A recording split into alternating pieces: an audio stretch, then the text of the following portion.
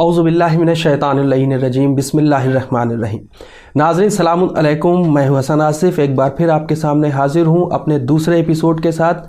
हमारा ये ख़ास मौजू जो ख़ासकर हम यूँ कह सकते हैं हमारे यूथ के लिए बहुत इम्पॉर्टेंट है, दुनिया और आखिरत, जिसमें मुसलसल हम आपकी मुलाकात करा रहे हैं। यानी जो पहला एपिसोड था उससे अब दूसरे एपिसोड में हम हाजिर हुए।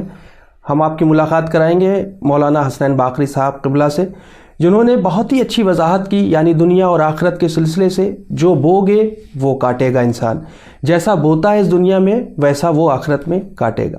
और एक मिसाल भी दी जाती है जिस तरीके से कि दुनिया आखिरत की खेती है। हम इस मौजू पे और अभी आगे बढ़ेंगे। आइए सबसे पहले इस्तकबाल करते हैं आगा का। अस्सलाम वालेकुम सलाम व रहमतुल्लाह। आपने पिछले एपिसोड में जिस तरीके से आखिरत के मौजू पर जो एक हमारा सवाल था, हम चाहेंगे उसकी फिर से आप वजाहत कर दें कि अगर हम यूँ देखें कि ख़ासकर जो मज़हब इस्लाम है वो इंसान को इस दुनिया में बेहतर ज़िंदगी गुजारने की दावत देता है, हम चाहेंगे इसके बारे में आप बताएं। औज़ु बिल्लाहि मिनश्शैतानिर्रजीम बिस्मिल्लाहिर्रहमानिर्रहीम। अल्हम्दुलिल्लाहि रब्बिल आलमीन वस्सलातु वस्सलामु अला नबी व आलिहि ला सियमा बक़ियतुल्लाह फिल अर्ज़ीन। एक दफ़ा मैं फिर आपकी खिदमत में और तमाम नाज़रीन की खिदमत में सलाम अर्ज़ करता हूँ, और फिर ये दुआ है कि अल्लाह हमारी गुफ्तगू को मुफीद करार दे और कुछ बातें नाज़रीन तक और बिलख़ुसूस हमारे जवानों तक पहुँच सकें। गुफ्तगू जारी थी दुनिया और आखिरत के हवाले से। इस सिलसिले में अर्ज़ किया था कि जहाँ हम ज़िंदगी गुजार रहे हैं, इस वक्त बात कर रहे हैं, ये दुनिया है, और मरने के बाद जहाँ हमें जाना है उसको हम आखिरत से ताबीर कर रहे हैं। यानी इसके बाद की जिसे दुनिया भी कह सकते हैं, एक दुनिया ये है, एक दुनिया वो है, आखिरत। सवाल आपने बेहतरीन सवाल किया, बहुत अच्छा सवाल है कि बात हमारे यहाँ थी आखिरत को बनाना है। ये हमारी अक्ल भी कहती है, दीन भी कहता है, शरीयत भी कहती है कि हम अपनी आखिरत को बर्बाद न करें, अपनी आखिरत को ख़राब न करें। इससे बाज़ वक़्त गलतफ़हमी होती है कि हम दुनिया फिर गोया क्या करें। जहाँ तक बात है खुशहाल ज़िंदगी की, तो क्या हमारा दीन और हमारा इस्लाम ये कहता है कि अपनी दुनियावी ज़िंदगी को बिल्कुल ही तुम छोड़ दो और फरामोश कर दो? अव्वलन ऐसा नहीं है।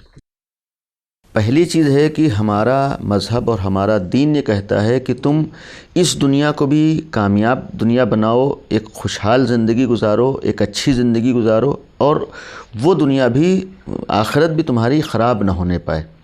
लेकिन सिर्फ शर्त इस्लाम ये लगाता है कि तुम्हें यहाँ बेहतरीन ज़िंदगी गुजारना है, तुम्हें यहाँ भेजा ही गया अच्छी ज़िंदगी के लिए, एक खुशहाल ज़िंदगी के लिए तुम्हें भेजा। इंसान का कमाल तो यही है कि अपनी ज़िंदगी को कामयाब ज़िंदगी बना ले, अपनी ज़िंदगी को खुशहाल ज़िंदगी बना ले, अपनी ज़िंदगी को अच्छी ज़िंदगी बना ले।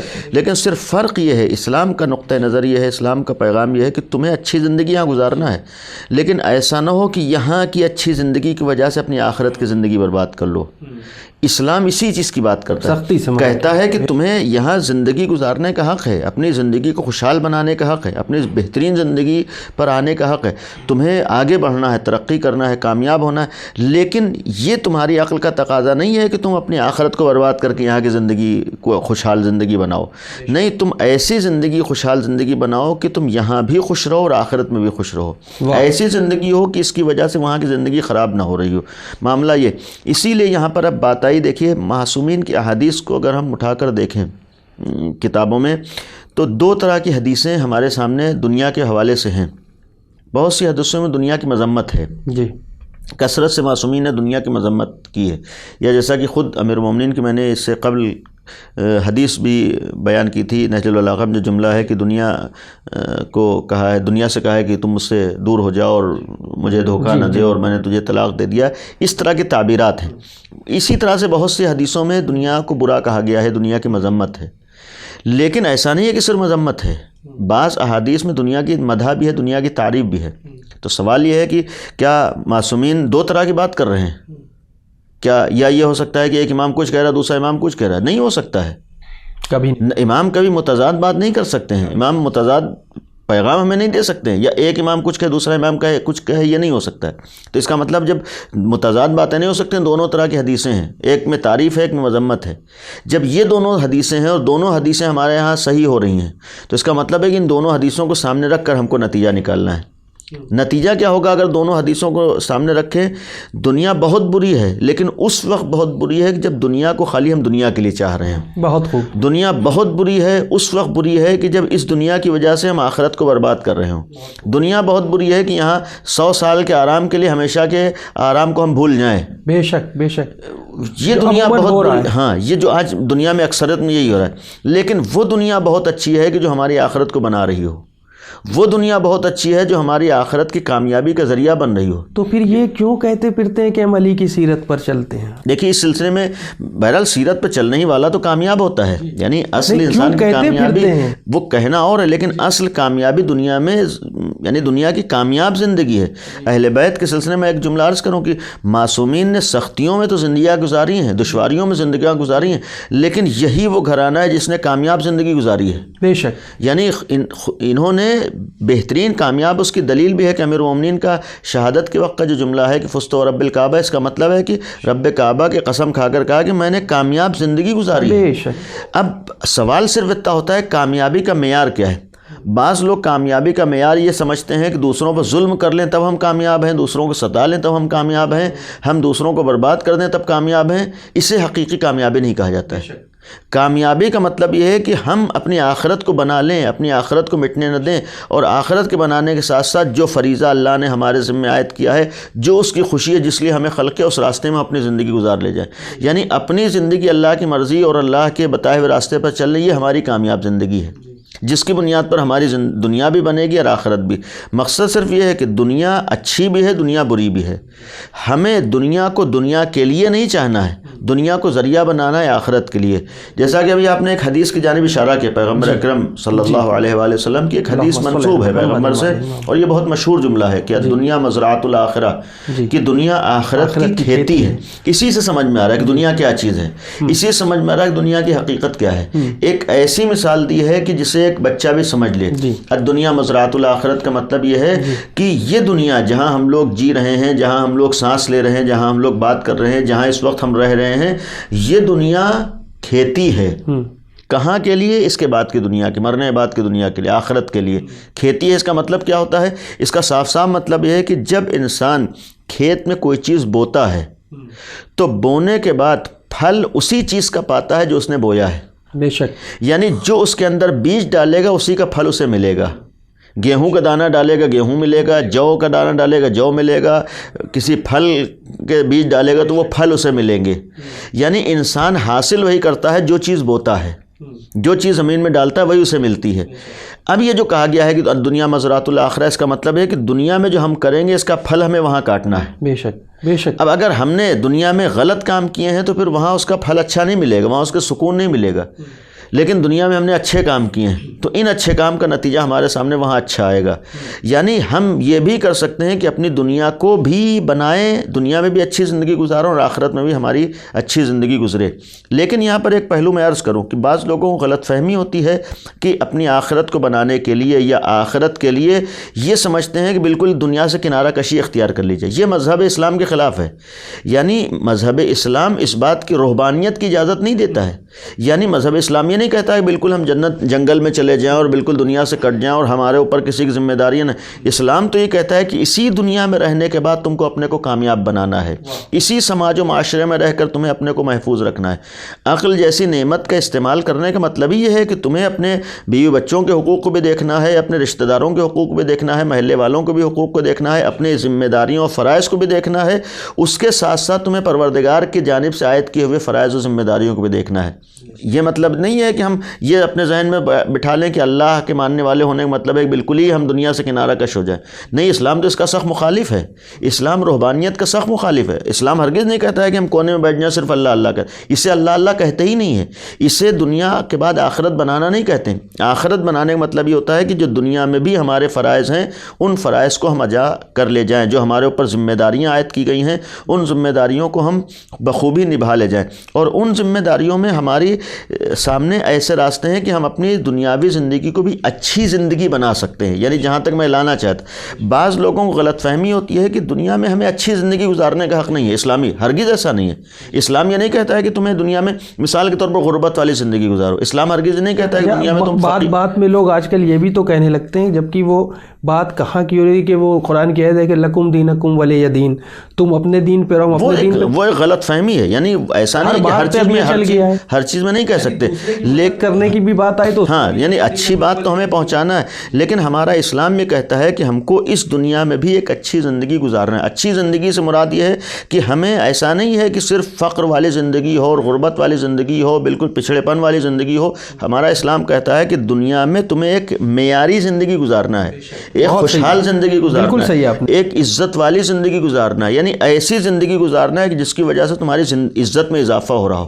کوئی ایسا کام تمہیں نہیں کرنا ہے. تضاد کی جہاں پہ بات آتی ہے کہ دنیا اور آخرت میں کیا خاص کر انسانوں کے تضاد پایا جاتا ہے، اس کے سلسلے سے بتائیں. دنیا اور آخرت میں تضاد دیکھیے نہیں ہے. تضاد کس معنی میں؟ اولاً ہم یہاں رہ رہے ہیں، ابھی ایک جو حدیث کے ضمن میں عرض کیا کہ دنیا تو آخرت کی کھیتی ہے، تو تضاد نہیں ہے. یعنی یہاں سے اور وہاں سے آپس میں رابطہ موجود ہے، رابطہ موجود ہے، ہاں کنیکشن ہے. مقصد یہ ہے کہ ہمارا یہاں کا عمل وہاں پر اثر انداز ہوگا، یا دوسرے الفاظ میں ہم یہ کہیں کہ یہاں جو ہم کر رہے ہیں وہاں دوسرے شکل میں ہمارے سامنے آئے گا. اس کی کیا صورت ہے؟ اس کی صورت یہاں مثال کے طور پر اگر ہم نے اچھے کام کیے ہیں تو وہاں ہمارے سکون والا ایک منظر سامنے آئے گا، یا ہمارے لیے آسانیاں ہوں گی، ہمارے لیے آرام ہوگا. لیکن اگر ہم یہاں غلط کر رہے ہیں، ہم یہاں ظلم کر رہے ہیں، ہم یہاں دوسروں کو ستا رہے ہیں، ہم یہاں برے راستے پر چل رہے ہیں، تو ان برائیوں کی شکل ہمارے سامنے وہاں دشواریوں اور پریشانیوں اور مشقتوں کے صورت میں سامنے آئے گی. یعنی یہ اس عنوان سے رابطہ ہے. لیکن اس کے جو بات تھی، اس کا مفہوم ہرگز یہ نہیں ہے کہ یہاں پر ہم بالکل ہی ایک پریشانی والی زندگی گزارے. یہ غلط فہمی ہوتی ہے. پریشانی والی زندگی ہمیں نہیں گزارنا ہے، ہمیں اچھی زندگی گزارنا ہے، معیاری زندگی گزارنا ہے، ایک کمال والی زندگی گزارنا ہے، ایک کامیاب زندگی گزارنا ہے، لیکن ایسی اچھی زندگی گزارنا ہے جس کی وجہ سے ہماری آخرت بھی اچھی رہے.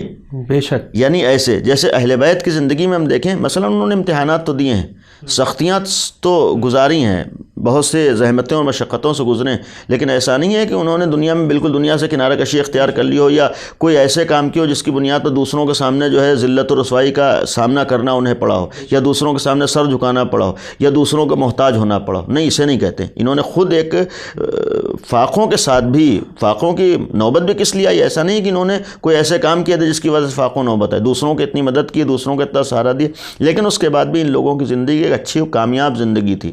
ہمیں یہاں دنیا میں بھی کامیاب زندگی گزارنا تاکہ آخرت بھی ہماری کامیاب رہے، ایسی کامیاب زندگی. اچھا، دنیا میں جو لوگ رہ رہے ہیں وہ ایک خوش فہمی کا شکار ہو جاتے ہیں کہ بس دنیا میں ہی ہے سب کچھ، باقی آخرت میں کچھ نہیں ہے. اگر ہم یوں غور کریں کہ یعنی دنیا کی تو زندگی ختم ہو جانا ہے، اب آخرت کی زندگی جو باقی رہنا ہے، اب اسی میں رہیں، اسی خوش فہمی میں رہیں، تو اس کا یقین جو ہے خاص کر وہ ہمیں کیا، مطلب یوں کہا جائے کہ دیکھیے اس کا اثر، یعنی آپ یہ کہنا چاہ رہے ہیں کہ بھائی اگر ہمیں اس بات کا احساس رہے کہ یہ دنیا ختم ہو جانے والی ہے، دنیا فانی ہے، ہمیشہ آخرت کی زندگی، تو اس احساس کا اثر انسان کے اعمال پہ پڑتا ہے. یعنی ابھی جیسا ابتدا میں کہا تھا کہ خود انسان کی عقل بھی کہتی ہے کہ جہاں ہمیں کچھ دن رہنا ہے وہاں کی ہمیں فکر نہیں کرنا ہے، فکر کرنا ہے ہمیشہ کی زندگی برباد نہ ہونے پائے. بے شک. یعنی یہ ہمیں خود احساس دلاتا ہے کہ ہمیں اپنے کو برائیوں سے بچانا ہے، یہ خود ہمیں احساس دلاتا ہے کہ ہمیں غلط کاموں سے بچانا ہے، ہمیں مثال کے طور پر ظلم و ستم سے اپنے کو بچانا ہے، ہمیں معصیت سے اپنے کو بچانا ہے، ہمیں اپنے کو گناہوں سے بچانا ہے. اور پھر یہی ایک عقیدہ کہ اگر انسان کو یقین ہو کہ آخرت میں ہمیں ہمیشہ کی زندگی ہے اور پھر ہم یہ سوچیں کہ وہاں ہمیں آرام سے رہنا ہے، تو یہ خود بخود یہ احساس انسان کو برائیوں سے روکے گا. یہی تو انسان کہے گا کہ بھائی اس معمولی سے گناہ کی وجہ سے ہم آخرت کی زندگی کیوں برباد کریں؟ بے شک. اس معمولی سے ایک غلط کام کی وجہ سے ہم آخرت کی اپنی زندگی کو کیوں ختم کریں؟ یعنی ہمارے ہاں یہ احساس ہے، یہ عقیدہ ہے، لیکن ہو کیا رہا ہے اس کا اثر؟ اس کا اثر یہ ہو رہا ہے کہ ہم عملی منزل میں بھی اپنے کو بچا پا رہے ہیں، محفوظ رکھ پا رہے ہیں. یعنی اس عقیدے کا اثر انسان کے اعمال پہ پڑتا ہے. لہٰذا یہاں پر ایک بات یہ عرض کر دوں کہ جہاں تک عقیدے کی بات ہو، اتنا یقین ہے کہ اچھے عقیدہ خالی کہنے سے اچھا عقیدہ نہیں ہوتا ہے. اگر ہمارا کوئی بھی عقیدہ ہو کسی بھی عنوان سے، اگر ہم یقین رکھتے ہیں کہ ہمارا عقیدہ اچھا ہے تو ہمیں اپنے اعمال پر توجہ دینا چاہیے۔ اگر وہ اچھا عقیدہ ہمیں برائیوں سے روک رہا اور اچھے کام کی طرف لے جا رہا ہو تب تو سمجھیں کہ ہمارے اندر اچھا عقیدہ پایا جا رہا، ورنہ خالی زبان سے کہہ دینے سے عقیدہ اچھا نہیں ہوتا ہے۔ اگر اہل بیت جیسے افراد کے در پر ہم آ کر یہ کہہ رہے ہیں کہ ہم بہترین دین کے سے وابستہ ہیں، بہترین مذہب سے وابستہ ہیں، اسلامی تعلیمات ہمارے پاس ہیں مسلمان، تو ہمیں اپنے عمل سے ثابت کرنا پڑے، اس لیے کہ چونکہ جب عقیدہ ہوتا ہے وہ عمل کی شکل میں سامنے آتا ہے۔ اگر اچھا عقیدہ ہوگا تو خود بخود ہمیں برائیوں سے روک رہا ہوگا، اچھا عقیدہ ہوگا کہ اچھے کاموں کی طرف پھر ہمیں لے جا رہا ہوگا۔ اگر ہم اچھے کاموں کی طرف جا رہے ہوں، برائیوں سے محفوظ رہیں ہیں، تب تو سمجھیں کہ اچھا عقیدہ ہے، ورنہ ہمیں اس عقیدے کو مضبوط کرنے کی ضرورت ہے۔ بہت اچھی بات۔ اب ہم سب سے پہلے تو غور کرتے ہیں معصومین علیہم السلام کی احادیث پر، اور اسی کے ساتھ ساتھ ہماری جو سب سے بڑی کتاب ہے یعنی قرآن مجید، جس سے ہم بہت کچھ حاصل کر سکتے ہیں، اور یعنی ہم اس کو اگر ہم اس کی آیات پر غور کریں گے تو ہمیں دنیا اور آخرت آسانی سے سمجھ میں آ جائے گی۔ اب ہم قرآن کے ہی سلسلے سے اگر دنیا اور آخرت کو سمجھیں تو اس کا کیا طریقہ ہے؟ دیکھیے، یہ گفتگو ہے کہ خود قرآن میں دنیا اور آخرت کے حوالے سے کثرت سے روایات موجود ہیں اور مختلف تعبیرات، یوں کہہ سکتے ہیں ہم خود غور نہیں کرتے۔ ہاں، یہ اور بات ہے، مختلف تعبیرات کے ساتھ قرآن کریم میں دنیا کا بھی تذکرہ ہے، آخرت کا بھی تذکرہ ہے۔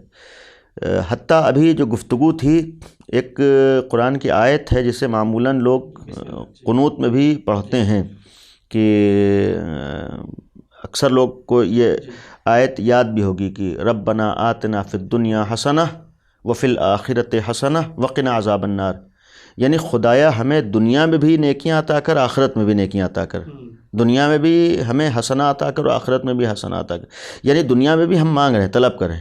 اس آیت کا ایک مفہوم ہے کہ ہمیں دنیا میں بھی اب ایک کامیاب زندگی کی طرف توجہ رکھنا ہے، یعنی دنیا میں ناکام زندگی نہیں ہونا، یہ خود قرآن کا پیغام ہے۔ یعنی دنیا میں بھی ہمیں حسنہ نصیب ہو اور آخرت میں بھی ہمیں حسنہ نصیب، یعنی دنیا میں بھی ہم صحیح راستے کے اوپر رہیں اور آخرت میں بھی ایک کامیاب اور ہدایت اور نجات والے راستے پر رہیں۔ تو یہ خود قرآن کا ایک اعلان ہے، قرآن کی تعبیر ہے، اور یہ خود ہمارے لیے اس بات کی دلیل ہے کہ قرآن نے بھی دونوں کا تذکرہ کیا ہے، یعنی قرآن بھی دنیا کا بھی تذکرہ کرا اور آخرت کا بھی تذکرہ کرا۔